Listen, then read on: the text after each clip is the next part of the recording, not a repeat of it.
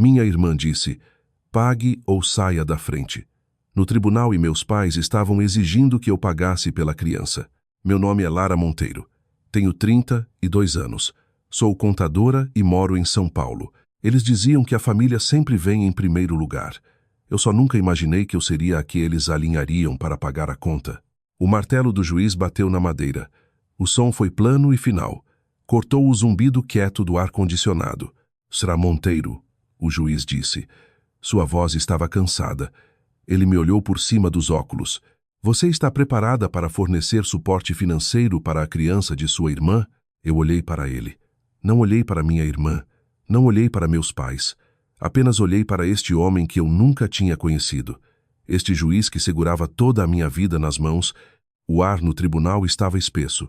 Cheirava a papel velho e cera barata para piso. Eu podia sentir o encosto duro do banco de madeira contra minha espinha. Sentei perfeitamente imóvel. Eu sou contadora. Lido com números. Números são limpos. Números são honestos. Esta sala era o oposto. Estava cheia de mentiras. Bianca, minha irmã, estava ao lado de seu advogado. Ela não era contadora. Ela era uma sonhadora. Ou pelo menos meus pais sempre diziam. Eu achava que ela era apenas preguiçosa. Sua voz pingava de triunfo. Era um som que eu conhecia a vida toda. Era o som dela conseguindo exatamente o que queria. Não importava quem se machucasse. Ela concordou em ajudar. Bianca disse alto para toda a sala. É responsabilidade dela também, ela prometeu. E antes de eu contar como tudo virou, dê like, se inscreva e deixe um comentário dizendo de onde você está assistindo. Eu senti meu advogado se mexer ao meu lado. Eu tinha dito a ele que ela mentiria. Ele não tinha acreditado totalmente em mim. Agora ele acreditava. Minha mãe, sentada na primeira fila atrás de Bianca, assentiu. Ela estava chorosa. Ela sempre estava chorosa quando Bianca precisava de algo. Suas lágrimas eram uma arma. Elas tinham sido usadas contra mim desde que eu era criança. É verdade. Meritíssimo. Minha mãe sussurrou alto o suficiente para todos ouvirem. Lara sempre disse que cuidaria de nós. Meu pai estava ao lado dela. Ele não parecia choroso. Ele parecia bravo. Ele cruzou os braços sobre o peito. Seu terno estava apertado demais. Eu reconheci. Eu tinha comprado para ele 2 natais atrás. Você sempre teve mais do que ela, Lara, meu pai disse, sua voz ecoando. Ele não estava falando com o juiz. Ele estava falando comigo. É hora de dividir. Sua irmã está lutando. Seja uma família. O tribunal ficou em silêncio. Este era o momento. Este era o momento que eles esperavam. O momento em que eles finalmente me quebrariam. Eles tinham tomado meu marido. Eles tinham tomado minha paz. Agora queriam meu dinheiro. O juiz olhou de volta para mim. Seu rosto estava neutro. Bem, Sra. Monteiro, você fez essa promessa. Eu senti uma pequena sensação estranha no peito. Não era medo.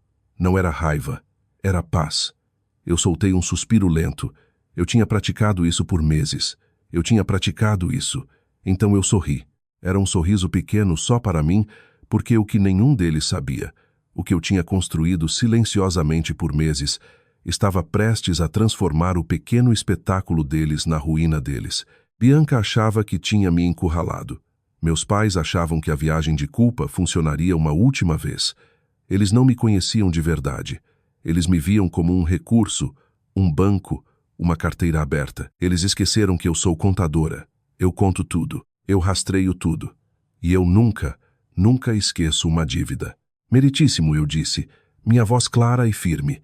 Não tremeu. Eu me orgulhei disso. Posso apresentar meus próprios registros? O sorriso de Bianca vacilou. Meu pai se inclinou para a frente. O choro da minha mãe parou. Isso não fazia parte do plano deles. Bianca e eu nascemos com 15 meses de diferença. Eu era a mais velha, a responsável, a quieta. Eu era a planejadora, a que fazia as coisas funcionarem. Bianca era a sonhadora, a selvagem, a que meus pais adoravam. Não importava o que ela quebrasse. Eu aprendi sobre meu papel na família muito cedo. Quando eu tinha 6 anos, economizei minha mesada por 3 meses para comprar uma boneca de porcelana. Ela tinha olhos de vidro azul e um vestido amarelo. Eu amava ela. Eu a mantinha em uma prateleira alta para que estivesse segura. Bianca queria brincar com ela. Eu disse não. Eu disse a ela que não era um brinquedo para brincar. Era para olhar. No dia seguinte, Eu cheguei da escola e encontrei a boneca na entrada da garagem. Seu rosto estava rachado. O vestido amarelo estava sujo. Eu corri para dentro chorando. Minha mãe estava na cozinha cortando legumes. Bianca estava sentada à mesa comendo um biscoito. Ela quebrou. Eu gritei. Ela quebrou minha boneca. Minha mãe suspirou. Ela nem olhou para cima. Lara, não seja egoísta. Você devia ter compartilhado com sua irmã. Bianca sorriu para mim, um pequeno bigode de leite no lábio. Foi um acidente. Ela disse. É só uma boneca. Meu pai disse mais tarde naquela noite. Você é a irmã mais velha. Você devia ser mais madura. Você sempre pode comprar outra. Mas eu não podia comprar outra.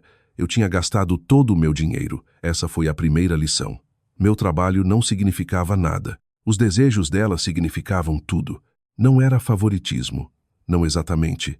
Era um ecossistema. Eu era a árvore e ela era a videira. A videira que se enrola na árvore e a sufoca. Mas todo mundo diz, olha como elas crescem lindamente juntas. Quando eu estava no ensino médio, consegui um emprego em uma lanchonete local. Eu economizei cada centavo. Comprei meu primeiro carro sozinha, um Gol azul enferrujado. Bianca, quando completou 16 anos, não conseguiu emprego. Ela disse que trabalhar era para pessoas sem criatividade. Meus pais coassinaram um empréstimo para ela. Ela ganhou um conversível vermelho novinho. Ela tem mais amigos. Lara, minha mãe explicou, como se isso fizesse sentido. Ela precisa poder levar os amigos. Quando recebi minha carta de aceitação na universidade com meia bolsa pelas minhas notas, meu pai assentiu. Bom, ele disse, contabilidade é inteligente. Você vai ganhar bom dinheiro. Quando Bianca anunciou que não ia para a universidade, que ia se encontrar na Europa, meus pais fizeram uma festa para ela. Eles resgataram um título que tinham me dito que era para a educação de nós duas. Pagou a viagem dela. Ela voltou 3 meses depois, arrasada, reclamando. Esse padrão se repetiu várias e várias vezes. Quando consegui meu primeiro estágio em um escritório de contabilidade em São Paulo, eu estava tão orgulhosa. Eu tinha trabalhado tanto. Liguei para casa para contar. A voz da minha mãe estava neutra. Que bom, querida. Mas escute, não se gabe disso, tá? Você vai fazer sua irmã se sentir pequena. Ela está passando por um momento difícil. Eu olhei para o telefone. Que momento difícil. Ela foi demitida de novo. Mamãe disse. Bianca foi demitida de 3 empregos seguidos. Uma cafeteria, uma livraria, um escritório onde ela era recepcionista. Meus pais diziam que ela estava se encontrando. O mundo é duro demais para uma alma sensível como Bianca. Minha mãe dizia. Eu não era uma alma sensível. Eu era a confiável. Eu me formei. Tirei meu certificado de contadora. Comecei a ganhar bom dinheiro. E assim que eu comecei, os pedidos começaram. Lara, querida, sua irmã só precisa de uma ajudinha com o aluguel este mês. Lara, o carro da Bianca quebrou. Você pode ajudar com a conta do conserto. Lara, ela quer fazer esse curso de arte. Seria tão bom para o espírito dela. Era um ecossistema. E eu era a que financiava. Eu pagava. Eu pagava porque era mais fácil do que a briga. Era mais fácil do que as viagens de culpa. Era mais fácil do que ouvir a voz decepcionada do meu pai. Nós te criamos para ser generosa, Lara. Eu pagava e eles sorriam. E Bianca sonhava. Eu não sabia que estava só praticando. Eu estava praticando para o evento principal. Eu estava praticando para eles tomarem tudo. Eu era a boa filha, a quieta, a que fazia as coisas funcionarem. Eu estava tão ocupada sendo a árvore que não percebi que todos seguravam machados. Eu conheci Bruno em uma conferência de contabilidade chata e sensata, em um salão de hotel cinza em São Paulo. Ele era diferente. Ele não era um sonhador. Ele não era selvagem. Ele era um construtor. Ele tinha um pequeno negócio de construção. Ele construía varandas, consertava fundações. Ele construía coisas pequenas e firmes. Ele era quieto. Ele era gentil. Ele me ouvia quando eu contava sobre meu trabalho. Ele não perguntava quanto dinheiro eu ganhava. Ele perguntava o que eu gostava nele. Eu gosto da ordem, eu disse a ele, tomando um café velho. Eu gosto quando tudo equilibra em 0. Ele sorriu. Eu sou igual, ele disse. Eu gosto quando uma linha está perfeitamente nivelada. Eu me apaixonei por ele. Eu me apaixonei pela firmeza dele. Ele parecia um porto seguro. Minha família era uma tempestade. Bruno era uma casa quieta e sólida. Nós namoramos por 1 ano. Ele era paciente. Ele entendia minhas longas horas na temporada de declaração do imposto de renda. Eu ajudei ele a organizar recibos e faturas. Nós éramos uma boa equipe. Ele conheceu minha família em um churrasco. Meus pais, claro, adoraram ele. Ele era bem-sucedido. Ele era bonito. Bianca também conheceu ele. Eu vi o jeito que ela olhou para ele. Era o mesmo jeito que ela tinha olhado para minha boneca de porcelana. Eu devia ter sabido então. Eu devia ter arrumado minha casa quieta e sólida e fugido. Mas eu achei que ele era diferente. Eu achei que ele era meu. Bianca estava noiva de outra pessoa na época. Um músico. Meus pais odiavam ele. Ele é tão instável, minha mãe disse. Bianca começou a vir ao nosso apartamento. Meu apartamento, na verdade. Bruno tinha acabado de se mudar. Eu só preciso fugir do drama, ela dizia, se jogando no meu sofá. Você e Bruno são tão sortudos. Vocês são tão normais. Ela levava café para Bruno quando ele trabalhava em um canteiro de obras perto do apartamento dela. Só sendo amiga, ela dizia. Ela começou a mandar mensagens para ele. Lara é tão sortuda por ter você, Bruno. Ela é tão forte. Eu queria ter alguém forte assim. Estou tendo uma crise com meu noivo. Posso só ter seu conselho? Uma perspectiva de homem. Eu vi as mensagens. Eu disse a mim mesma que estava tudo bem. Bruno me disse que ela era só uma criança. Ela tinha 28 anos. Começou como mensagens amigáveis. Depois foram caronas úteis. Depois foram noites tarde acidentais. Bruno começou a chegar em casa tarde.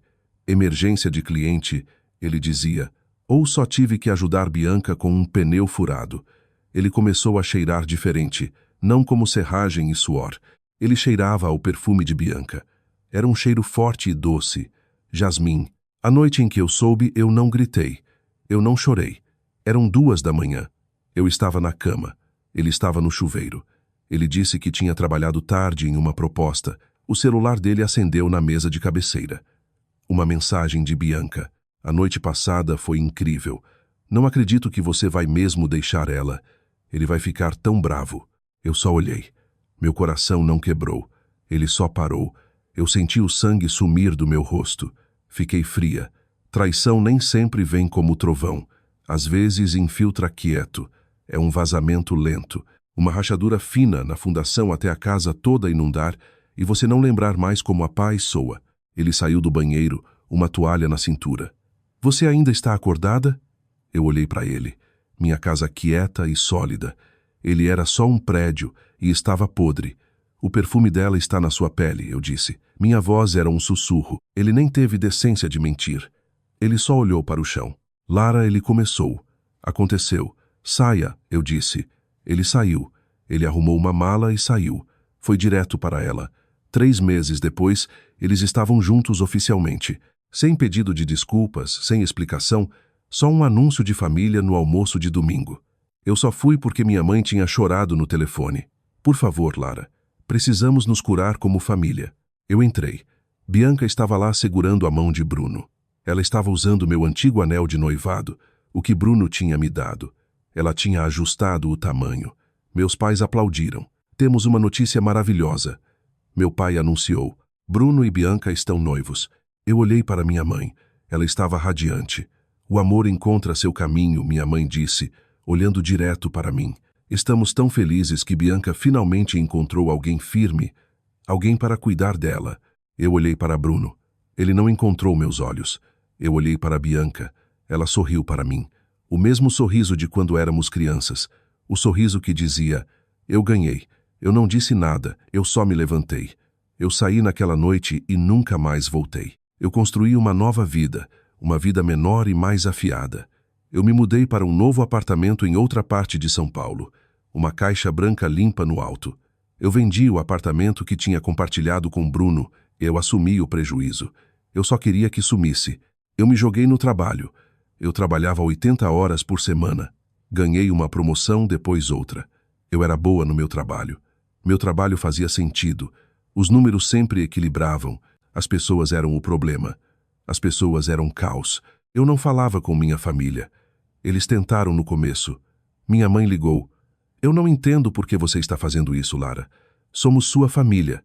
Você não pode simplesmente nos cortar. Isso não é coisa de família. Foi coisa de família celebrar meu noivo me deixando pela minha irmã? Eu perguntei. Ela começou a chorar. Você está distorcendo minhas palavras. Bianca é só tão vulnerável. Ela precisa de um bom homem. Você é forte. Você vai ficar bem. Tchau, mãe, eu disse. Eu desliguei. Meu pai ligou em seguida. Ele não implorou. Ele gritou. Quem você pensa que é? Sua mãe está um caos. Você deve um pedido de desculpas à sua irmã. Um pedido de desculpas por quê? Por tornar isso tão difícil. Por ser tão egoísta. Eu desliguei na cara dele também. Depois disso, eles pararam. Por um tempo, houve silêncio. O silêncio era maravilhoso. Era o som de eu me curando. Era o som de eu equilibrando meus próprios livros pela primeira vez na vida. Então, um ano depois, Bianca teve uma bebê. Eu descobri nas redes sociais. Uma amiga do ensino médio me mandou um link. Uma foto de Bianca radiante na cama do hospital, Bruno parecendo cansado e orgulhoso. E uma bebezinha de rosto vermelho. Eles a chamaram de Graça. Eu olhei para o nome Graça, algo que minha família não conhecia. Uma semana depois, um envelope grosso cor creme chegou no meu escritório. Um cartão de anúncio. Uma foto da bebê que eu não visitei. Eu não mandei presente. Eu mandei um cartão simples. Eu comprei na farmácia. Tinha uma foto de um patinho. Dentro escrevi 5 palavras. Que ela nunca aprenda a enganar. Eu assinei meu nome. As mensagens começaram logo depois. Primeiro, as mensagens da minha mãe. Ela é sua sobrinha, Lara. É uma bebê inocente. Você não quer vê-la? Eu deletei a mensagem, depois as ligações.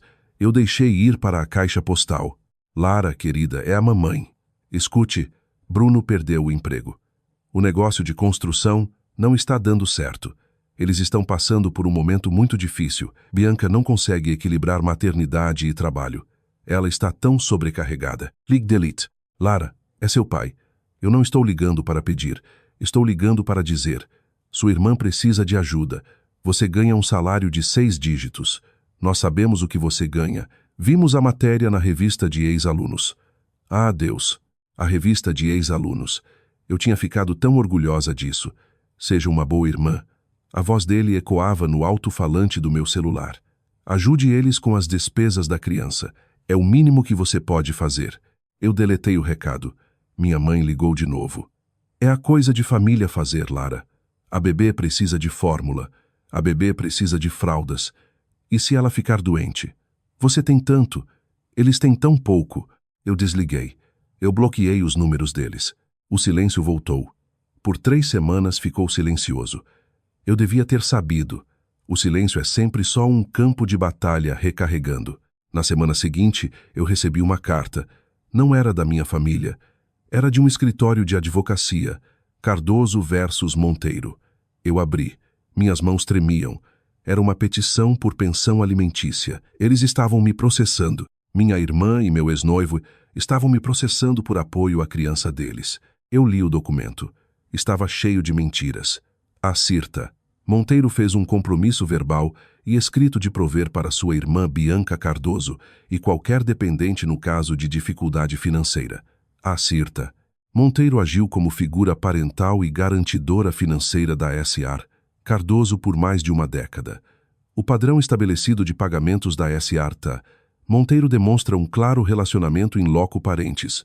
Eles estavam pegando minha gentileza e torcendo em uma arma. Eles estavam pegando meus anos sendo a boa filha e transformando em um contrato legal. Eu sentei na minha mesa, a mesa branca limpa no meu apartamento branco limpo. Eu não chorei.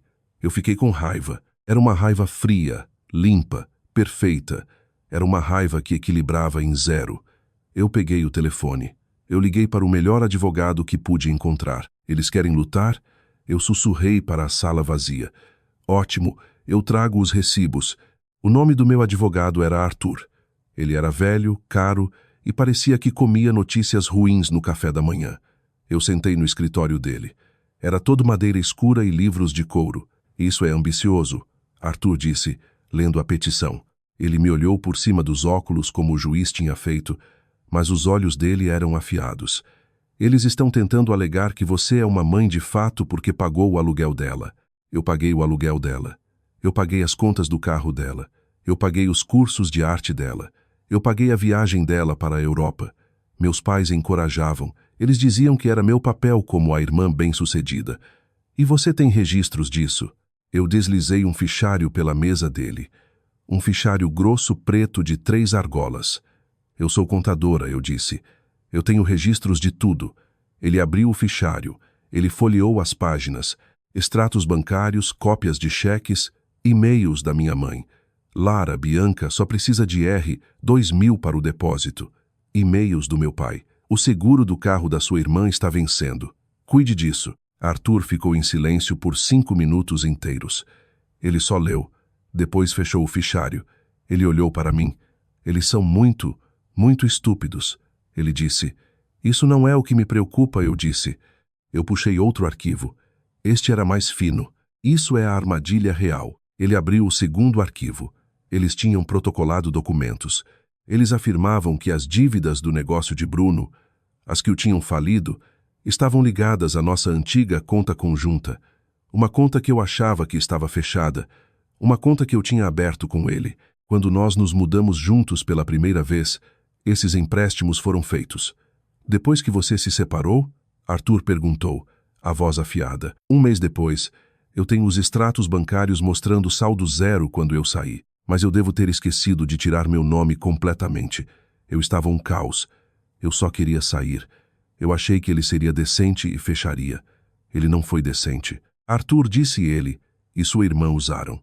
Eles estão alegando que porque meu nome estava na conta, eu sou responsável pelas dívidas do negócio dele. E eles estão alegando que as dívidas do negócio dele são um motivo pelo qual eles não conseguem cuidar da criança deles. Portanto, eu sou responsável. Era uma emboscada calculada. Era brilhante do jeito terrível dele. Não era só sobre a pensão alimentícia. Aquilo era o gancho. O prêmio real eram as dívidas do negócio. Eles estavam tentando me fazer pagar pelo fracasso do homem que me deixou. Ideia de Bianca. Eu tinha certeza. Bruno não era tão inteligente. Isso era minha irmã, a sonhadora. Ela tinha sonhado com isso. Eles sabiam que se eu não conseguisse provar a separação antes dos empréstimos serem feitos, eu poderia ser responsabilizada financeiramente, eu disse. Eles estão tentando me falir. Arthur se recostou. Isso vai além do direito de família. Isso é fraude. Eu sei, eu disse, mas temos que provar. Nós tivemos 2 meses antes da audiência. Eu fui para casa. Eu fui para o meu apartamento branco limpo e arrumei tudo. Eu coloquei meus móveis no depósito. Eu me mudei para um hotel de estadia prolongada barato. Eu tirei licença do trabalho. Eu disse ao meu chefe que era uma emergência familiar. Ele entendeu. Depois eu fui trabalhar. Eu não precisava só de um advogado. Eu precisava de alguém que pudesse seguir o dinheiro. Eu precisava de alguém como eu. Eu contratei uma contadora forense. Uma mulher chamada Rita. Ela era ainda mais assustadora que o Arthur. Por 6 semanas, nós vivemos em uma sala de conferências. Nós tínhamos quadros brancos. Nós tínhamos planilhas. Nós bebíamos café velho e comíamos delivery ruim. Nós puxamos cada transação, cada e-mail, cada mensagem e nós encontramos. Nós encontramos os e-mails entre Bruno e o banco. Nós encontramos os pedidos de empréstimo. E então encontramos a joia da coroa. Rita me chamou. Você precisa ver isso. Era um log de IP, um e-mail de Bruno para o gerente de empréstimos, enviado 3 semanas depois que eu o deixei. Tinha uma garantia pessoal assinada anexada, mas o endereço IP não era do novo apartamento de Bruno. Não era do escritório dele. Era de uma cafeteria, a que fica a 2 quarteirões da casa dos meus pais. Rita clicou mais algumas teclas. E olha isso. Uma mensagem de Bianca para uma amiga. Nós tínhamos conseguido os registros do celular dela na descoberta. A mensagem era do mesmo dia, no mesmo horário. Amiga, como você vai conseguir o dinheiro? Bianca, não se preocupe. O nome da Lara está em tudo. Ela é tão burra. Ela está tão focada em estar certa. Ela nem vai nos ver chegando. Rita e eu nos olhamos. Não é só isso, Rita disse. Ela puxou outro arquivo, um post de rede social, de Bianca do mesmo dia. Uma foto dela sorrindo, segurando um latte, a legenda, fazendo grandes movimentos. Às vezes você tem que ser seu próprio herói. A geolocalização, a cafeteria, 2 quarteirões da casa dos meus pais. Ela não só sabia, ela tinha feito, ela tinha forjado minha assinatura, ou tão ruim quanto, Ela tinha convencido Bruno a fazer usando meus antigos arquivos digitais. Minhas mãos estavam firmes. Eu não tremi. Eu só salvei o arquivo. Exibido a fraude, PDF. A noite antes da audiência, meu celular acendeu. Era uma mensagem de um número que eu não reconhecia. É a Bianca. Eu olhei. Estamos no tribunal amanhã. Esta é sua última chance de ser uma pessoa decente. Só nos dê o que queremos e tudo some. Pague ou saia da frente. Saia da frente. Como se eu fosse a que estava no caminho dela. Como se ela não tivesse tomado tudo. Eu não respondi. Eu só desliguei o celular. Eu fui dormir. Eu tinha um grande dia amanhã. Eu tinha recibos para arquivar. Na manhã da audiência, eu acordei antes do alarme. Eram 5 da manhã. As cortinas de poliéster baratas do meu quarto de hotel de estadia prolongada eram de um amarelo doentio. O quarto cheirava a ar velho e carpete antigo. Eu estava morando lá por 6 semanas. Meu apartamento bonito, minha caixa branca limpa no alto, estava no depósito. Minha vida estava em caixas de papelão. Eu me levantei. Eu não me sentia cansada, eu me sentia afiada. Eu fui para a pequena cozinha e fiz uma xícara de café instantâneo. Eu fiquei perto da janela olhando para um estacionamento vazio. Eles achavam que eu estava naquele apartamento. Eles achavam que eu estava chorando. Eles achavam que eu estava quebrada. Eles achavam que eu estava com medo, tentando descobrir como pagar eles. Eles achavam que tinham me encurralado. Eu tomei um gole do café ruim. Estava amargo, mas quente. Eu pensei na mensagem de Bianca. Pague ou saia da frente. Era tão dela. Ela achava que havia só 2 opções. Ela ganhando ou ela ganhando de outro jeito. Ela não conseguia imaginar uma terceira opção. Ela não conseguia imaginar eu. Eu tinha passado a vida toda saindo da frente. Eu saí da frente pela boneca quebrada. Eu saí da frente pelo carro novo. Eu saí da frente pela viagem para a Europa. Quando ela tomou Bruno, eu saí da frente. Quando eles anunciaram o noivado no almoço de domingo, eu saí da frente. Eu era a rainha de sair da frente. E eles tinham construído todo o mundo deles nesse único fato. Eles construíram a casa deles no meu sair da frente. Eles estavam tão acostumados comigo me movendo. Eles não sabiam o que aconteceria se eu finalmente ficasse parada. Eu me virei da janela. Por meses, eu tinha coletado tudo. Quando eu deixei Bruno pela primeira vez, eu estava só sobrevivendo. Eu estava só tentando respirar.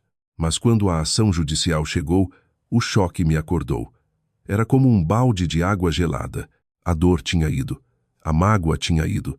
Tudo que restava era a matemática. Eu sou contadora.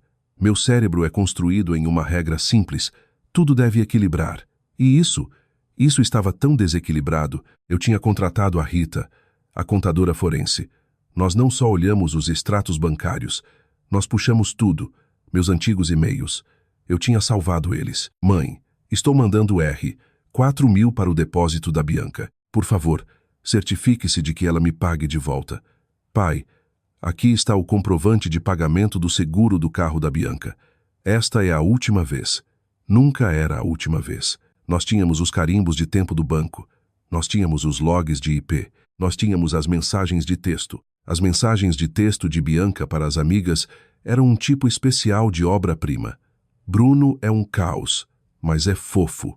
E o nome da Lara ainda está na conta do negócio. KKK. Eu estou me mudando. Ele está tão grato que eu estou salvando ele da noiva fria dele. Homens são tão fáceis. Só usei as infos antigas da Lara para garantir o novo empréstimo. Ela nem vai notar. Ela está ocupada demais trabalhando. Meus pais estão totalmente do meu lado. Eles só querem que eu seja cuidada. Já era a hora. Eu tinha lido todas. Eu tinha colocado elas em uma planilha.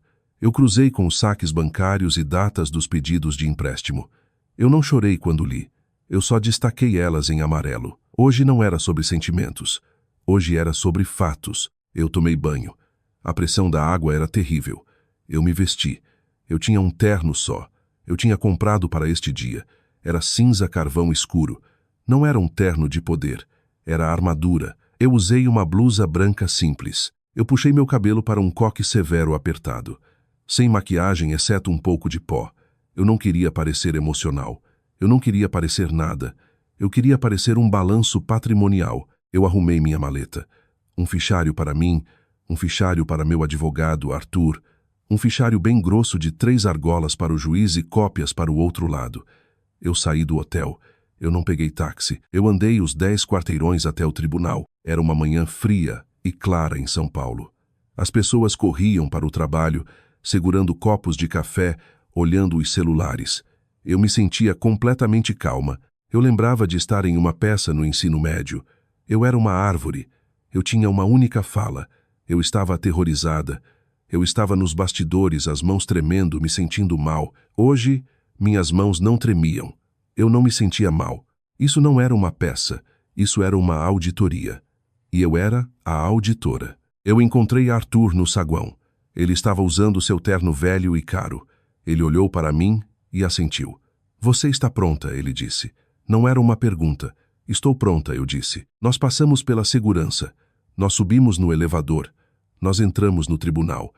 Era pequeno, a mesma sala de antes, e eles já estavam lá. Bianca, Bruno, minha mãe, meu pai, eles estavam sentados na primeira fila do lado oposto. Eles eram uma pequena família. Bianca estava usando um vestido azul claro. Ela parecia suave. Ela parecia uma mãe. Ela parecia vulnerável. Ela segurava um lenço. Ela provavelmente tinha praticado o choro dela. Bruno parecia péssimo. Ele parecia que não tinha dormido. O terno dele estava amassado. Ele se mexia. Ele não olhava para mim. Minha mãe estava sentada ao lado de Bianca, o braço em volta dela. Ela sussurrava para ela, confortando. Ela estava me encarando. O rosto dela dizia, olha o que você fez com sua irmã. Meu pai sentou na ponta. Ele só parecia bravo. Ele estava me encarando. Os braços cruzados. Ele estava tentando me intimidar do jeito que sempre fazia. Eu sentei ao lado de Arthur. Eu coloquei minha maleta no chão. Eu abri meu fichário. Eu peguei uma caneta. Eu não olhei para eles. Eu só olhei direto para a cadeira vazia do juiz. Bianca achava que tinha me encurralado.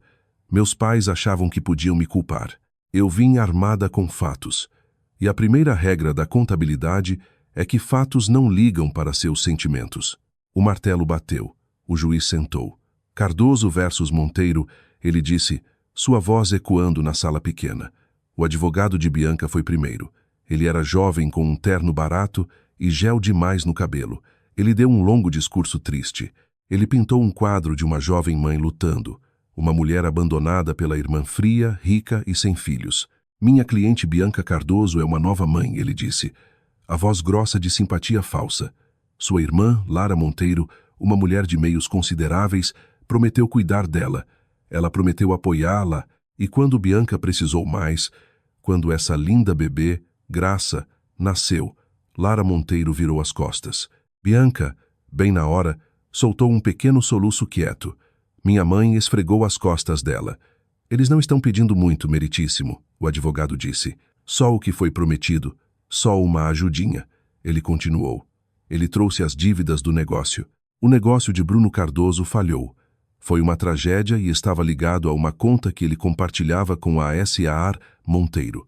Ela carrega essa responsabilidade. A recusa dela em ajudar é o que deixou esta criança, esta bebê inocente, sem o apoio que ela merece. O advogado sentou. Ele parecia muito orgulhoso de si mesmo. O juiz olhou para a papelada. Ele suspirou. Depois se virou para mim. Será Monteiro, ele disse. Ele ainda me chamava de será. Você tem algo a dizer em sua defesa? Este era o momento. Arthur se levantou. Meritíssimo, a Seara Monteiro falará por si mesma. Esta era a ideia do Arthur. Ele disse, deixe eles ouvirem de você. Deixe o juiz ver você. Eu me levantei devagar e calma. A sala ficou em silêncio. Eu podia sentir todos os olhos em mim. Bianca, Bruno, meus pais. Eu abotoei o único botão do meu paletó cinza carvão. Sim, meritíssimo, eu disse. Minha voz estava clara. Não tremeu. Eu tenho. Eu peguei o fichário grosso de 3 argolas, o rotulado exibido A. Eu andei até a frente. Eu dei uma cópia para o advogado de Bianca. Eu dei uma para o escrivão do juiz. O advogado de Bianca abriu, irritado. Ele achava que eram só extratos bancários. Meritíssimo, eu disse, voltando para minha mesa. Eu abri minha própria cópia. Minha irmã e o advogado dela construíram uma história. Eu estou aqui para fornecer os fatos. Eu virei para a primeira aba. Página 1 é meu extrato bancário final da conta conjunta datado de 3 dias depois que eu deixei o Sr. Cardoso. Você verá que o saldo estava zero. A conta foi fechada por mim. O advogado de Bianca se levantou. Objeção. O que é isso? É descoberta, conselho. Arthur disse sem nem se levantar. Vocês tiveram por uma semana. Talvez devessem ter lido. O juiz acenou com a mão. Continue, Sra. Monteiro. Página 2. Eu disse. É o pedido de empréstimo do Sr. Cardoso, o primeiro de 3. Você notará a data. São 2 semanas depois que eu fechei a conta. Você também notará que o número da conta é diferente. Ele tinha aberto uma nova conta de negócio com nome similar, mas não era minha conta. Eu podia ver Bruno começar a suar. Página 3 é a página de assinatura para aquele empréstimo. Exigia um garantidor pessoal. Eu olhei para cima. Eu olhei direto para Bianca. O rosto dela estava começando a ficar pálido. A assinatura do Sr. Cardoso está na primeira linha. A assinatura da minha irmã Bianca Cardoso está na segunda. Minha mãe engasgou. Não, ela sussurrou. Isso não é verdade. Objeção. O advogado gritou, se levantando. Isso é irrelevante. É extremamente relevante, conselho. O juiz disse. Sua voz estava fria. Ele estava lendo à frente. Fala do estado financeiro dos autores. Eu virei a página. Além disso, meritíssimo, minha irmã e o Sr. Cardoso sabiam que não conseguiriam os empréstimos de que precisavam. Então, eles escalaram. Página 10. Este é um pedido de empréstimo diferente. Um maior. De um banco diferente. Eu pausei. Este era o que importava. Este pedido foi enviado online. O banco, vendo meu nome no sistema da minha conta antiga fechada, solicitou confirmação digital. Eu tenho na página 12 os logs de IP daquela confirmação. A assinatura eletrônica não foi enviada do meu apartamento. Não foi enviada do meu escritório. Eu olhei para Bianca de novo. Ela estava começando a tremer. Foi enviada de uma rede Wi-Fi pública.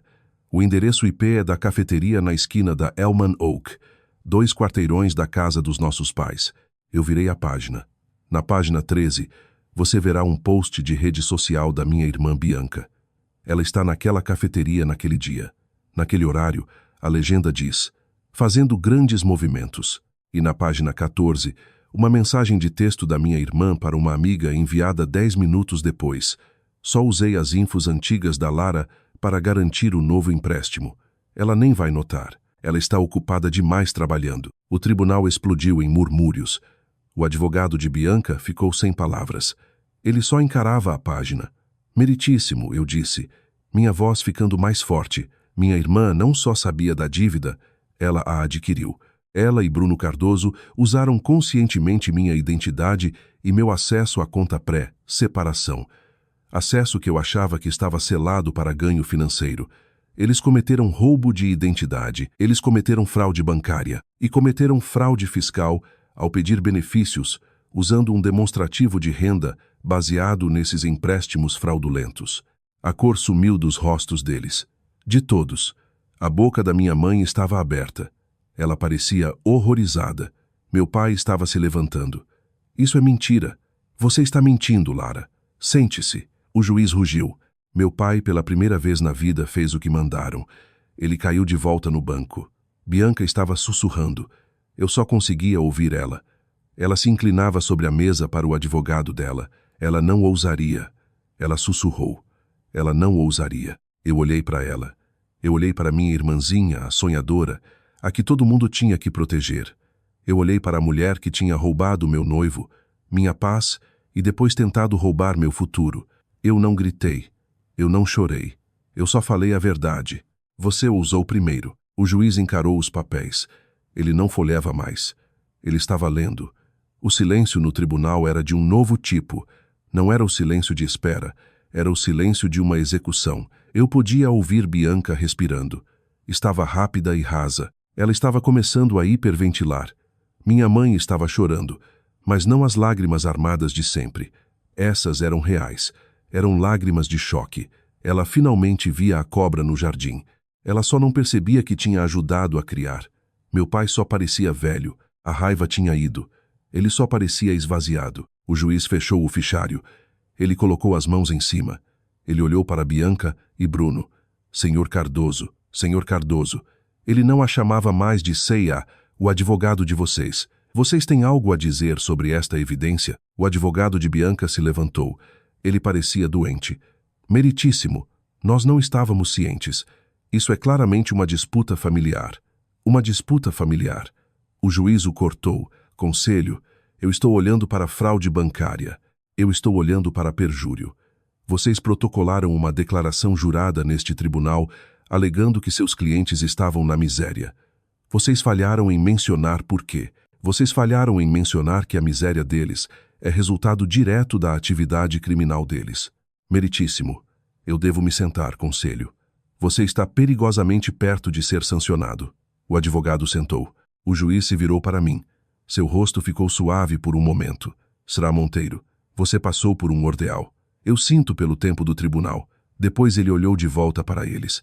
O aço voltou. Ele pegou o martelo. A petição por pensão alimentícia, Cardoso versus Monteiro, é indeferida às alegações de responsabilidade financeira contra a Sra. Monteiro são consideradas não só falsas, mas fraudulentas. Martelo bateu, e finalmente ele disse, olhando para meu fichário preto grosso: a evidência de fraude bancária, roubo de identidade e perjúrio apresentada no exibido A é convincente. A jurisdição deste tribunal é pensão alimentícia. Eu não posso julgar estes assuntos. No entanto, eu estou encaminhando todo este arquivo e uma transcrição desta audiência para a Procuradoria da República em São Paulo. Suas contrarrazões por fraude e uso indevido de identidade, Sra. Monteiro, serão ouvidas. Só não por mim. Meus pais não entendiam o que aquilo significava. Bianca entendia. Bruno entendia. Bianca fez um pequeno som engasgado. Minha mãe finalmente quebrou.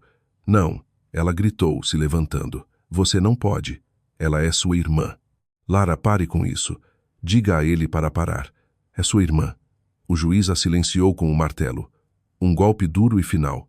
Senhora, sente-se. Isto é um tribunal de lei. Ela se virou para mim. Lara, por favor. Você fez seu ponto.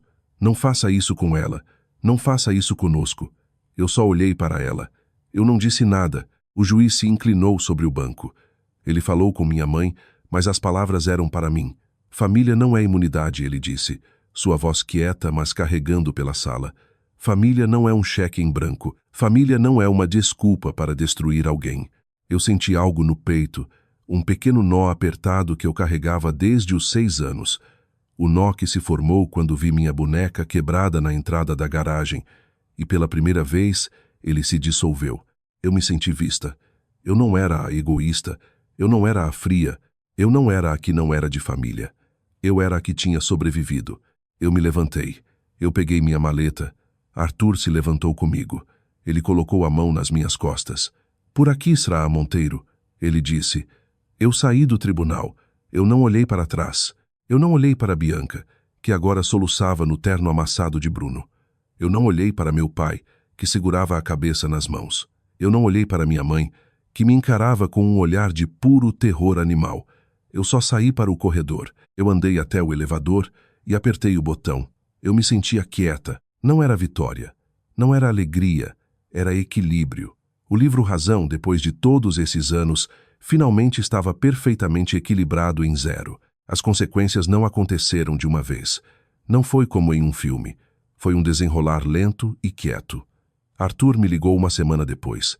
O Ministério Público está pegando, ele disse. Eles estão muito interessados, especialmente na fraude bancária. Eles não gostam de ser enganados. O que isso significa? Eu perguntei. Eu estava de volta no meu apartamento branco limpo. As caixas tinham sumido. Eu estava desempacotando minha vida. Significa que eles estão processando Bruno e estão oferecendo um acordo para Bianca. Se ela testemunhar contra ele completamente, ela pode evitar prisão, mas ela não vai sair limpa. Não com o roubo de identidade. Aquilo foi dela. Eu desliguei. Eu olhei ao redor da minha sala. Eu tinha comprado um novo sofá, um azul. Eu não me sentia feliz. Eu não me sentia triste. Eu só sentia um fato. Isso era um fato. Um mês depois, as contas de Bianca foram congeladas. Todas. O banco que ela e Bruno tinham fraudado. Eles vieram atrás do dinheiro deles e vieram forte. Bruno foi preso. Ele enfrentou acusações criminais por fraude eletrônica. Ele não tinha dinheiro para um bom advogado. Ele usou um defensor público. Ele foi considerado culpado. Ele foi sentenciado a 3 anos em prisão federal. A notícia veio para mim em um e-mail de Arthur. Eu li. Eu fechei o e-mail. Eu voltei para o trabalho. Minha vida estava quieta. Eu estava trabalhando. Eu estava dormindo. Eu estava pela primeira vez respirando. E então o telefone tocou. Era uma manhã de domingo. Eu estava fazendo café. Era um número bloqueado. Eu deixei ir para a caixa postal. Eu tinha uma nova regra. Se você não tem nome, eu não tenho tempo. 1 minuto depois, o ícone de recado apareceu. Eu apertei play. A voz da minha mãe. Ela estava histérica. Lara, Lara, atende o telefone. Você tem que atender o telefone. Ai meu Deus, Lara. Eles estão tomando a casa. Eu franzi a testa. Eles estão tomando nossa casa. Ela gritou. O banco. Eles estão executando. Nós recebemos um aviso. Estamos perdendo a casa. Houve um tropeço. A voz do meu pai. Sua mãe está certa. Ele disse. Sua voz estava quebrada. Eu nunca tinha ouvido ele soar quebrado. Ele sempre era tão bravo, tão forte. Nós coassinamos para Bianca. Depois que você saiu, ela e Bruno, eles precisavam de um lugar. Eles disseram que era só uma formalidade. Nós coassinamos nos novos empréstimos deles. Os que você encontrou. Eu parei. Eu sentei no meu novo sofá azul. Eles tinham coassinado os empréstimos fraudulentos. Nós não sabíamos, Lara. Minha mãe estava chorando de novo. Nós não sabíamos que era tanto. Nós achamos que ela estava só se firmando. E agora o banco diz com Bruno na prisão e as contas da Bianca. Está tudo nas nossas costas. Uma longa pausa terrível. Depois a voz do meu pai baixa e tremendo com um novo tipo de raiva. Isso é culpa sua, ele sussurrou. Você fez isso. Você podia ter só pagado ela. Você podia ter só ajudado. Mas você tinha que estar certa. Você tinha que derrubar tudo. Ele desligou. Eu sentei no silêncio do meu apartamento. O sol entrava. Isso é culpa sua. Nós não sabíamos que ia tão longe. Eles ainda não viam. Eles não conseguiam ver. Eles ainda achavam que eu era a que acendeu o fósforo. Eles não entendiam que tinham vivido em uma casa encharcada de gasolina por 30 anos. Eu tinha sido o extintor de incêndio. Eu tinha sido o sistema de alerta. Eu tinha sido a que corria apagando os pequenos incêndios deles. Eu não tinha tomado nada deles. Eu só tinha parado de dar. Eu parei de ser a árvore que sustentava a videira. Eu parei de ser o banco.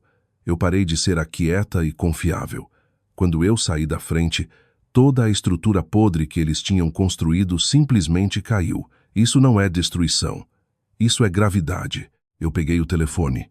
Eu olhei para o recado deles. Eu apertei deletar. 6 meses depois, eu estava perto da janela do meu novo apartamento. Não era a Caixa Branca. Este era diferente.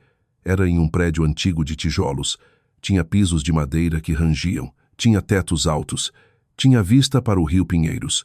Eu observava os barcos cortando a água. A luz era dourada. Era início de noite. A luz batia em um copo na minha mesa e jogava um pequeno arco íris na parede.